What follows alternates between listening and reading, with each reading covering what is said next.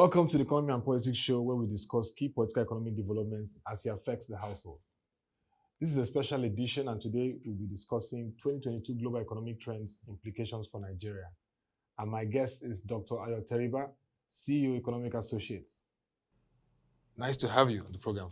Thank you very much. It's good to be here. We always discuss virtually, but today again, it's a physical session. It's a Thanks pleasure. for coming around. Thank you.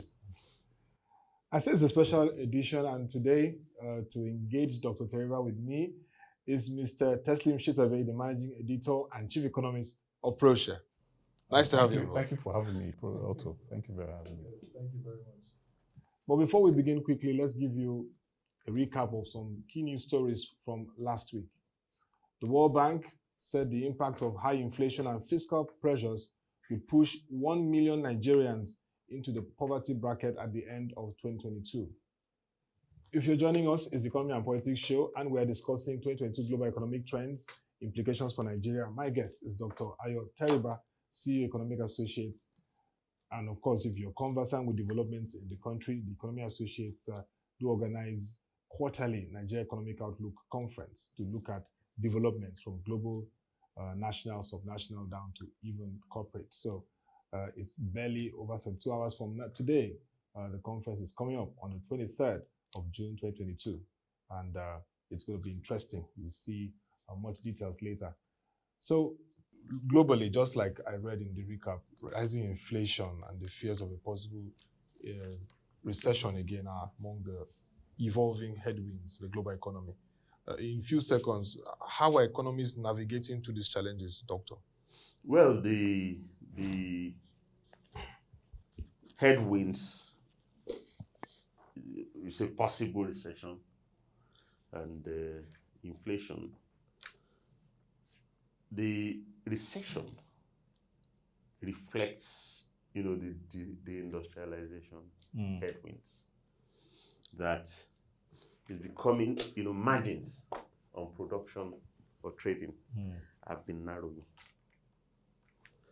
Because the industrialization is increasingly being eclipsed by financialization. Okay. And the easy way to think about it is that growth opportunities on the income statement are slimming. Okay. But valuation gains on the balance sheets are fattening. Yeah, so what you own is a stronger ticket to wealth than what you produce. What you own. So many countries today, many companies today keep assets that others used to produce because the margins from production are slimming. And what examples of assets that others used to produce? Well, there are three asset categories. You have the place-based wealth enablers. Okay. Like if you are lucky to be a small country that owns a city like Dubai, which has capacity to enable wealth creation beyond your own need, the world will throng that city. So in search of value, of value creation. You own London, you own New York, many of the top-ranked global cities. So the countries that own them benefit from the enhancement of their asset values because you need a place to produce, you need a place to innovate, and you need a place to grow skills. So those countries that are that. Then the second is space-based enablers. Okay. So increasingly, you either own a city or you own a digital platform. Okay. And it's the same. So the value of your digital platform, like the value of your city, is determined by how many people need to come there. whether for the purpose of production or for the purpose of consumption. Okay. Okay, so most activities are now migrating from place to space. So it's not the production activity in the places or the production activities in the spaces that offers the greatest value gain. It is ownership of the places, ownership of the places. That's, so having an asset that you can financialize is a better ticket to wealth than using the asset to produce anything. Okay. In the past, it was all about production. The reason you kept assets was, but today, owning the asset is sufficient in itself. In fact, some of the digital platforms, you can go there and use it for free, quote unquote, Facebook, Google, and so on. But it's not free because your data has value, to the which they turn around and sell, to advertisers and so on. The third type of asset that you can own are skills. Okay. Skills. High return skills. Not, commoditized, low skills. High return skills that, command a premium in the market. So whether you are only countries can own cities. Okay, so you can't say it has a corporate. Only countries and states can own cities. But companies own platforms. Oh, yes. And individuals own skills, but companies also could have ownership of skills.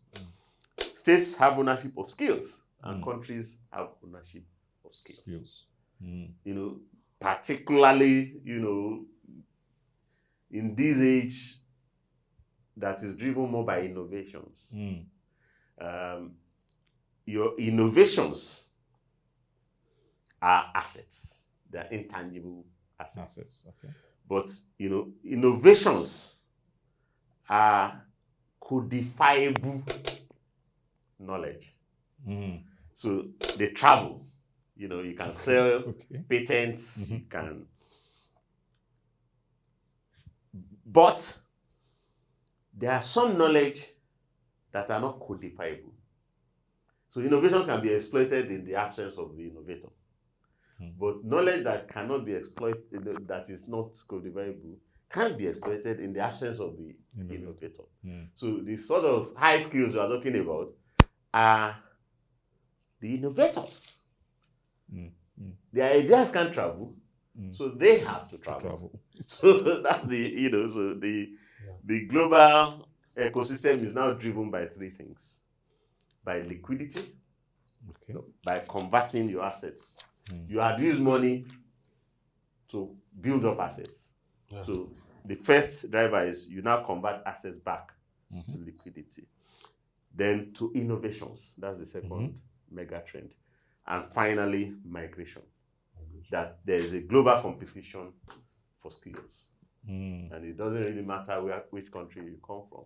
If you have high self-worth, as they call it, many countries are happy to give you citizenship just to attract you to come there. Doctor, maybe I can just shift in quickly on subject matter that rides on what you have just said. We've increasingly seen situations where high-valued companies no longer concentrate on manufacturing, and they've moved into the areas that you have just mentioned, things like higher-end skills, things like advertising and marketing. Interestingly, I've heard you use an expression, smile curve. Maybe you could give us a greater insight into what this is and how it ties into these concepts that you are suggesting. Right. The way to look at it, production at the end of the day is about value chains. Okay. And well, the chain is about how many stages do you have. Okay. In a product value chain. Okay. From conception of the product idea to the final consumer. And in the past, up to say like 1990, value chains were more or less a straight line. Okay. Production takes place, all the stages of production more or less happens at one location. Either at the farm, or in the factory, or in the city. Okay. Now, with technological advancement that has led to innovations, the segmentation of the value chain into upstream, things that happen before the farm. Okay. Or things that happen before the factory. Okay. Or things that happen before the city. Okay.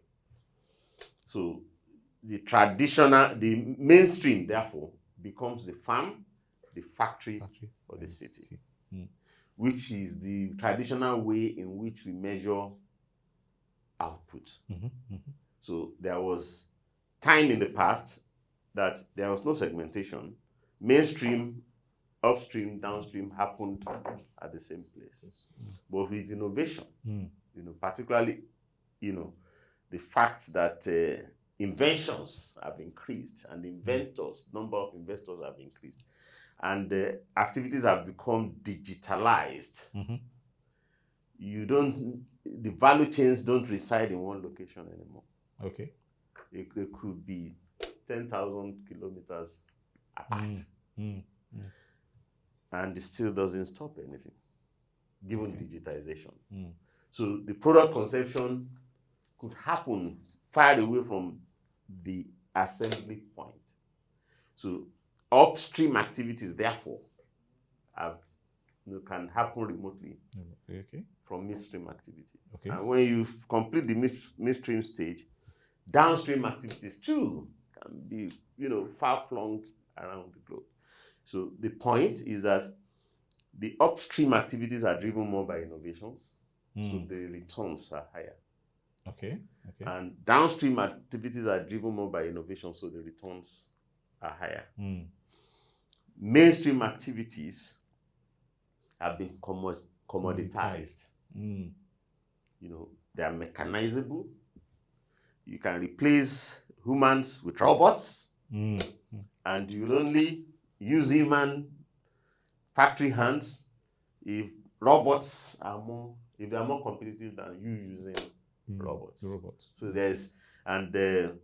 companies therefore find it expedient to subcontract that midstream to others, rather than they incurring costs on which the margins are very slim.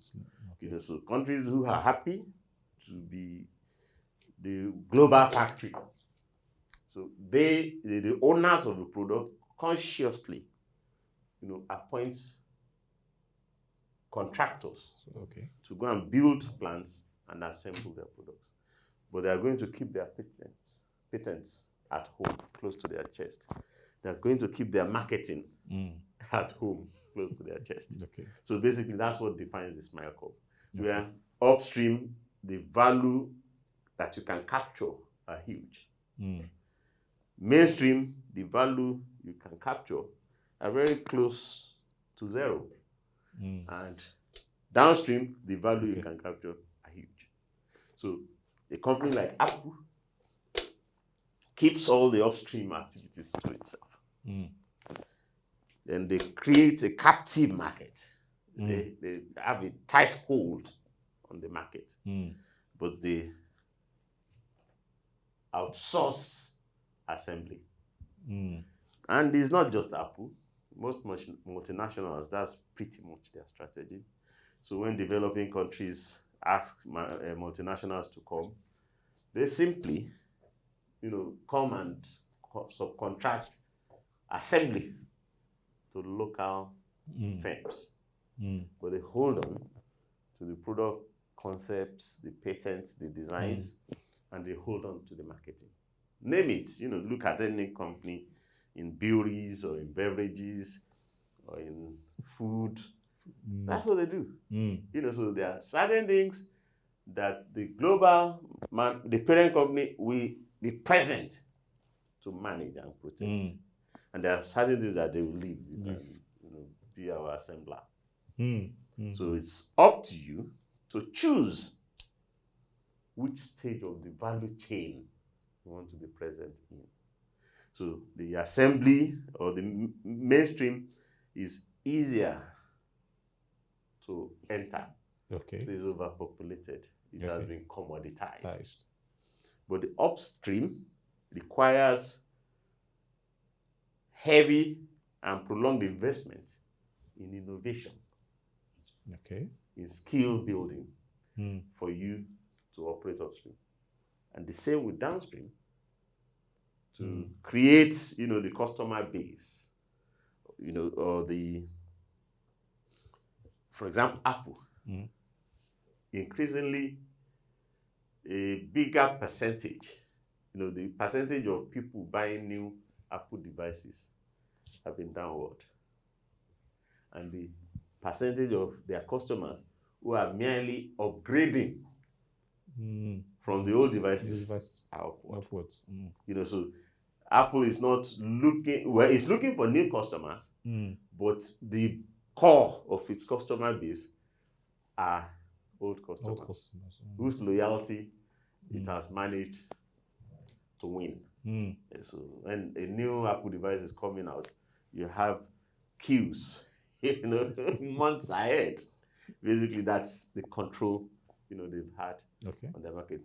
Those segments are more difficult to penetrate, but anybody can assemble a device. Doctor, now these are interesting facts at the global level, seeing these shifts, these trends.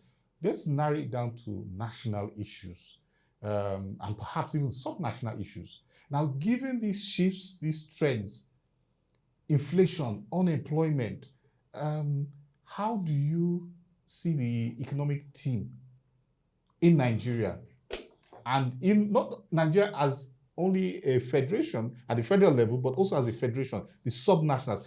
What should be the approach of the economic management team at the different levels, given these shifts? Well, the reality is that what's true of the global is also true of the national. Because the global is the sum of the nationals. Yeah, so if global output growth or global income growth is becoming rather flat, then the competition among companies to gain a share of that means that most countries, we find growth harder to sustain, particularly those who are a bit more dependent on export revenue. So because weakening commodity prices mean that there will be shortfalls in export revenue. But that's only a part of the story. That's the headwinds. The other part of the story is that global asset prices had been on the upsurge. Global equity stock had been on the upsurge. So if you are making losses because of export stagnation or manufacturing stagnation, you should turn to what the world offers. The world today offers you equity as the main source of external liquidity inflow, not exports. So in the past, you needed to produce something or export something to get liquidity. That's becoming outdated model because innovations means that production can take place at all the different locations. You know, you don't have to produce first and export. But money can arrive in spite of you not having anything to export. So the global liquidity glut means that investors are in search of investment opportunities across the world. So if you can bring convincing investment propositions to the table, money will arrive. Okay. Even to fund startups. Are we together? We're together. So while the global exports had been, both global exports and global equity had been 20 trillion Okay. in 2010. Okay. By 2020, global equity more than doubled to 41 trillion. Whereas global exports was at 23 trillion by 2020, from 20 trillion in 2010. And the outlook for both is that perhaps exports will grow by another 10 trillion in the 5 years from now, from 2023. Okay. While global FDI stock will probably double again from 41 trillion to about 80 trillion.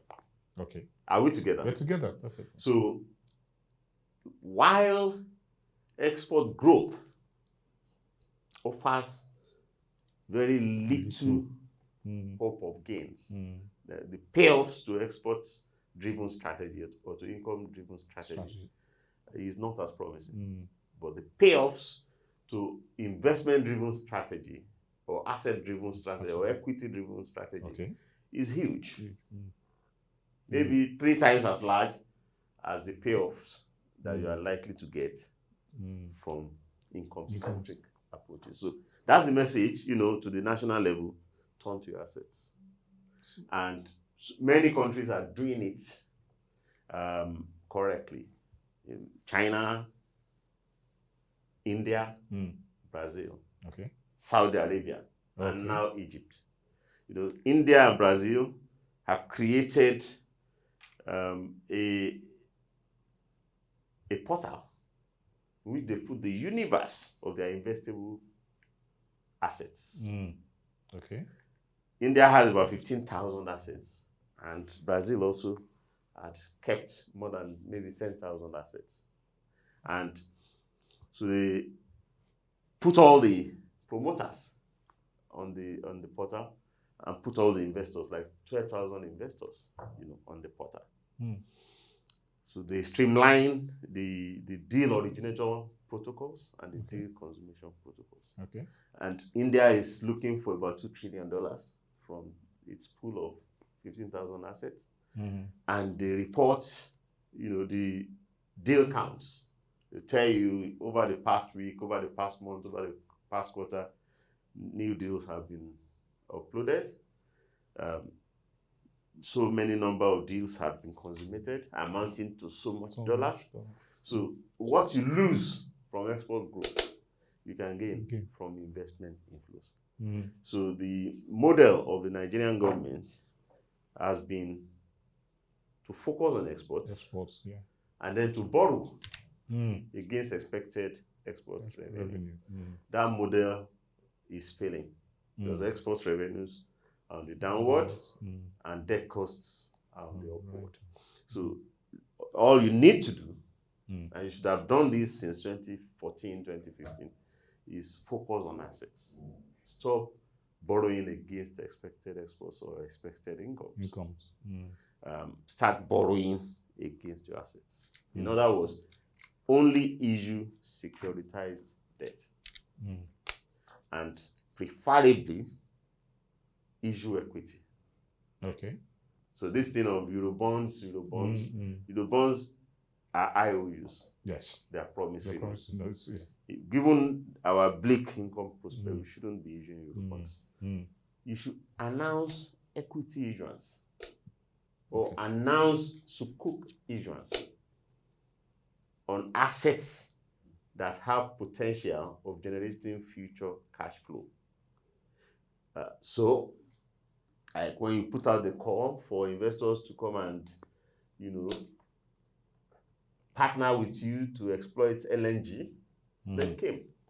They were ready, to invest and wait for 27 years, trying to get their, recover their investments. When you put out a call for investors to come into the GSM telephony, they came. So why is it now that the only type of liability that the Nigerian government issues is debt?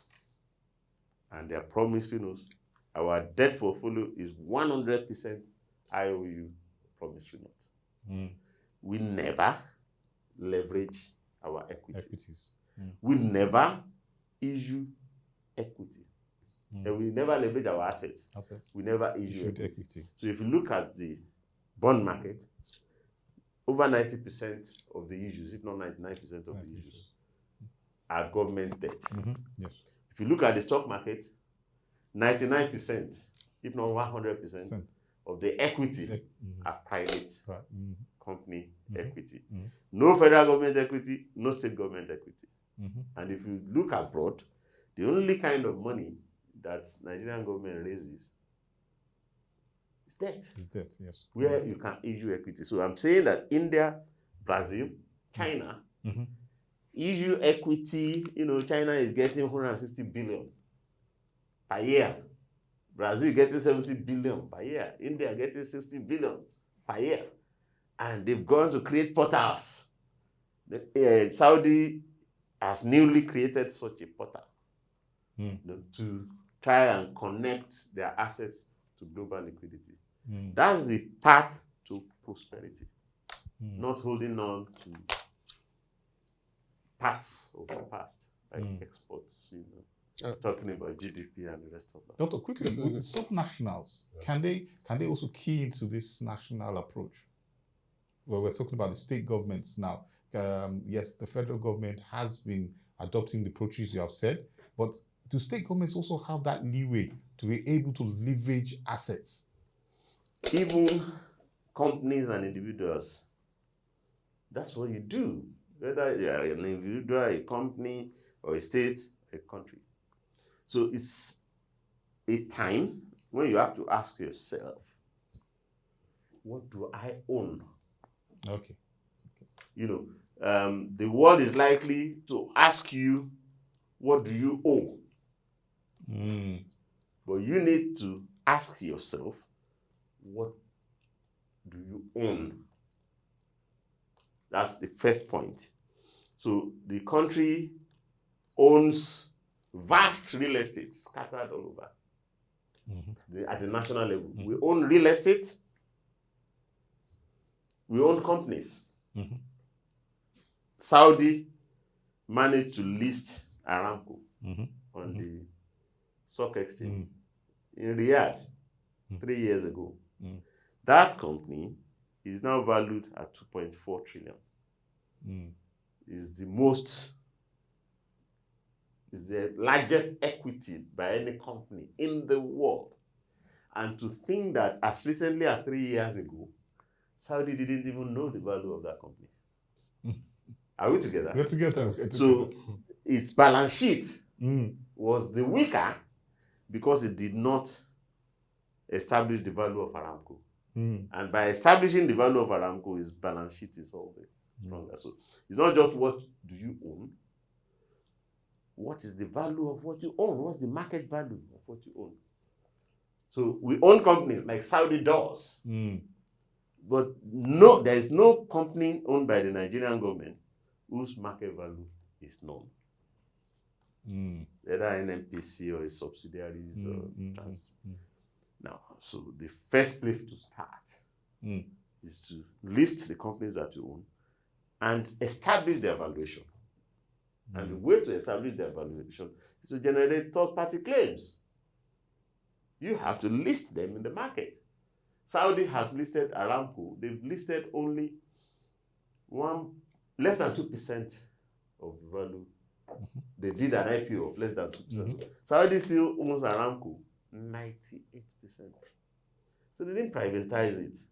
They just did the IPO to establish the market value.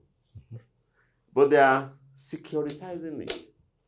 They're issuing sukuks, presumably, with their shares as collateral, more or less. So they are issuing debt securities, which could be convertible on maturity, and the world is oversubscribed. Even Aramco itself is issuing securities. They are issuing sukuks as well. So Nigerian government needs to know the value of its companies. The real estate that we have all over the place sit next to prime commercial parcels of land, but we don't know the value of our real estate. I mean, extreme example, you have the Bonny Camp sitting next to Eko Atlantic City. The potential market value of each square meter of land in Bonny Camp is probably equal to or more than the market value of Eko Atlantic City. But we know the market value of Eko Atlantic City. We don't know the market value of Bonny Camp. The same with the Ikeja Cantonment and the Ikeja GRA. So we have debt, we have assets that potentially could just repay all our debt, and fund our budget. You don't have to sell Bonny Camp. You don't have to sell Ikeja Cantonment. Just relocate the military bases there to more ideal locations for military activity, and repurpose and redevelop this into real estate more suited to city ecosystem. It could be residential, it could be offices, it could be shopping. All right? Create some, modern, some mini Dubais, from this. And don't sell it. Lease it. And generate income into the budget. China has done that. America is doing that. It's closing military bases and turning them into great places. Britain has, done that to its inner city prisons. India is doing it. They call it land monetization. Who is not doing it? Except us. We just keep the land there and they're idle. There are government agencies that own 2,000, 3,000 parcels of prime land across the country, like Nigerian police, like the Night Post, Old Night or Power Holding Company. They all have real estate that are idle. So you neglect your assets to your own peril. So turn to those assets, establish their market value, and unlock liquidity from them. That's for the country. Yeah. For the states, they even have more asset advantage because the kind of assets that the state owns is that every state actually owns some cities. So, and the economic hotspots are in cities, like the central business district, like the inner city, as the residential area adjoining the city centers, like the transit routes, like the transit stops. I don't know any other country in the world that will make money, good money, from its transit stops. Airport lounges, railway lounges, bus terminals, and whatnot. We build the road, we build the rail, but we just walk away and leave street traders to go and choose which bottleneck in this transit system to go and be, trying to stay at traffic points, trying to say, we can organize this. So there are value you can unlock from your transit stops. And there are values you can unlock from your city centers. Other city centers now, you can't even drive in. It's been cordoned off. You get to some city centers, you feel that you are in a mall. Are we together? Yes. High-end eatery, high-end shopping, you know, you can picnic. It's safe. You don't have miscreants coming to collect your phone or break your windshield, etc. So it's up to us. You know, Dubai came out of nowhere. Lagos had been in existence. Ibadan had been in existence. Abuja has been in existence.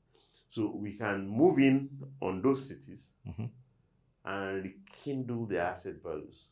And asset value is first and foremost that it must be secure.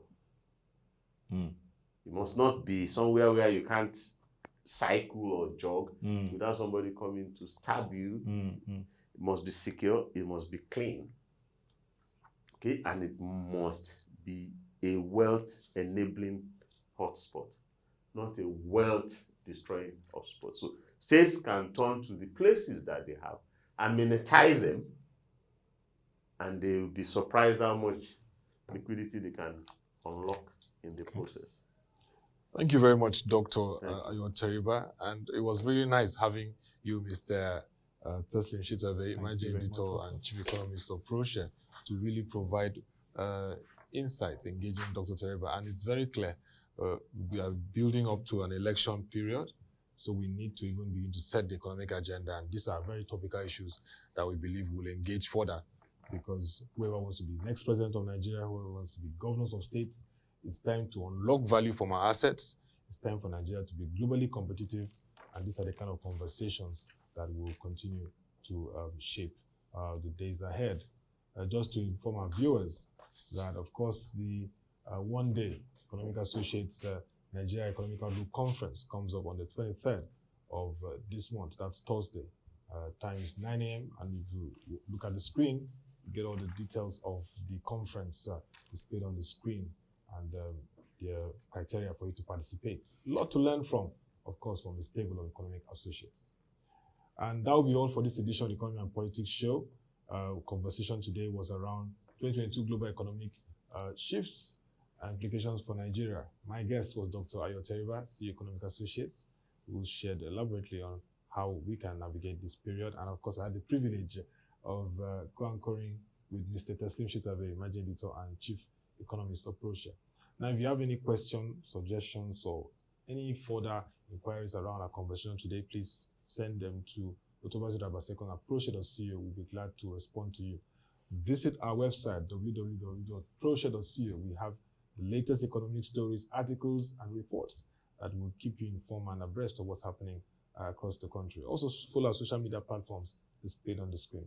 Until we come your way again, thank you for watching and have a nice day.